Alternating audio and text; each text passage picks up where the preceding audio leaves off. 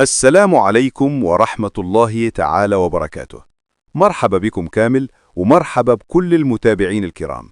قبل ما نبدأ في موضوع اليوم نطلب منكم ما تنسوش الإكثار من الاستغفار والصلاة على نبينا محمد صلى الله عليه وسلم. موضوع اليوم يهم ملايين الجزائريين ويتعلق برفع الأجور بالأثر الرجعي، وهل يشمل الموظفين والمتقاعدين، وشنو هي التفاصيل الكاملة اللي راهي متداولة بخصوص سنة 2026. خليكم معانا حتى الآخر الفيديو باش تفهموا الصورة كاملة. مع اقتراب سنة جديدة، رأي الساحة الاقتصادية في الجزائر تعيش نقاش واسع، خاصة فيما يخص الأجور، القدرة الشرائية ومستوى المعيشة. كتير من التساؤلات طرحت، وكتير من الناس ولات تطرح علامات استفهام. هل كاين زيادات؟ هل راح تكون بالأثر الرجعي؟ وهل المتقاعدين راح يستافدوا منها ولا لا؟ في الفترة الأخيرة بدأت تخرج مؤشرات تدل باللي كاين تحضيرات فعلية لمراجعة بعض المعايير الاقتصادية، وعلى رأسها الحد الأدنى للأجر الوطني المضمون. وهذا الموضوع ماهوش بسيط، لأنه يمس مباشرة أجور العمال ومعاشات المتقاعدين وحتى المنح الاجتماعية. الاهتمام هذا جاء في إطار سعي الدولة لتعزيز الطابع الاجتماعي للسياسات الاقتصادية، ومحاولة تعويض جزء من الضغوط اللي عاشوها المواطنين في السنوات الماضية بسبب الغلاء وارتفاع الأسعار.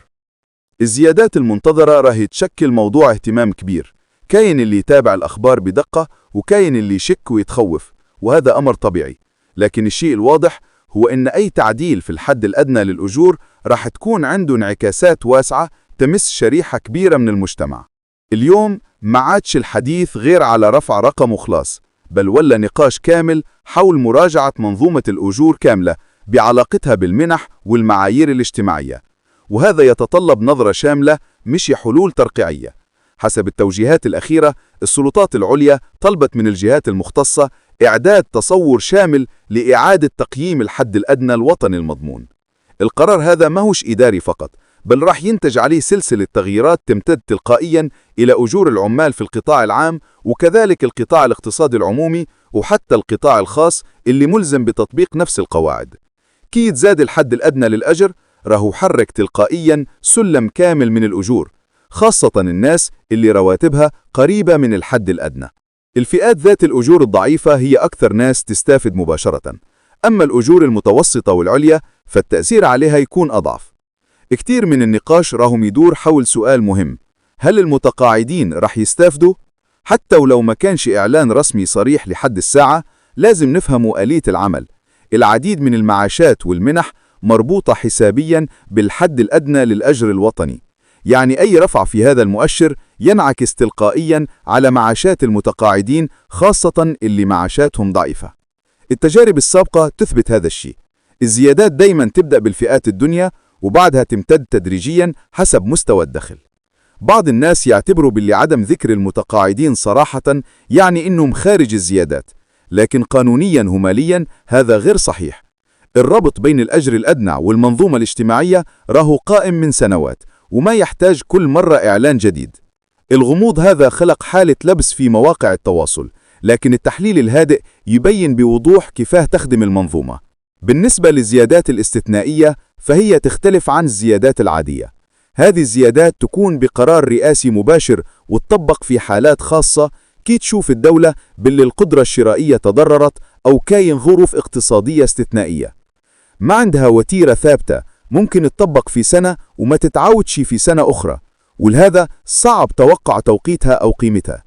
أما الزيادات السنوية العادية فهي جزء من نظام قانوني معروف. سنة 2025 شهدت حالة غير عادية وين ما طبقتش الزيادات في وقتها، وهذا خلى كتير ناس تتساءل: هل ممكن تتدارك بالأثر الرجعي؟ حسب القراءات المتداولة هذا السيناريو يبقى وارد، خاصة إذا تم إدماج زيادات جديدة في 2026، ما يفتح المجال لتعويض فترة التأخير. رفع الحد الأدنى للأجور يمس كذلك عدة منح اجتماعية، كيف من منحة التضامن، بعض منح التمدرس، وامتيازات مربوطة بسقف الدخل. وأحيانا يكون التأثير مزدوج، ناس تزيد تستفاد وناس أخرى ممكن تخرج من الاستفادة إذا دخلها تعدى السقف بعد الزيادة. في القطاع الخاص تطليق الزيادات قد يفرض تحديات على بعض المؤسسات، خاصة الصغيرة منها اللي تضطر تعيد تنظيم التكاليف والرواتب. صحيح التحدي موجود، لكن يبقى جزء من مسار طويل لضبط المنظومة الاجتماعية. اليوم نلاحظ بأن الاهتمام الشعبي بالموضوع ما هوش مالي فقط، بل عنده علاقة بالثقة في المعلومة الاقتصادية. كاين اللي يتبع المصادر الرسمية، وكاين اللي يشك في كل خبر ما يجيش بقرار معلن. رفع الأجور حتى ولو كان محدود يبقى خطوة إيجابية للفئات الهشة. المهم هو وجود مسار تصحيحي مستمر حتى ولو كان تدريجي.